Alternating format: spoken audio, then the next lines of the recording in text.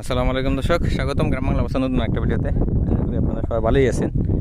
তো এই যে হাওরের মাঝখানে দেখেন এই জায়গায় একটা এই যে মাঠ আছে, এই মাঠে দেখেন ছোটো বাচ্চারা খেলা করতেছে।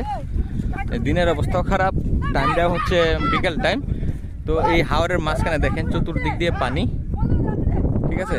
এই যে 360 ভিউটা দেখালাম আপনাদের, আর এর মাঝখানে তারা এই যে ফুটবল খেলতেছে, দেখছেন। তো আমরাও ছোটোবেলা খেলতাম এই জায়গাগুলোতে, খেলাধুলা হইতো আমাদের গ্রামের সমান্যরা। এই যে দেখেন এই তারাও খেলা করতেছে।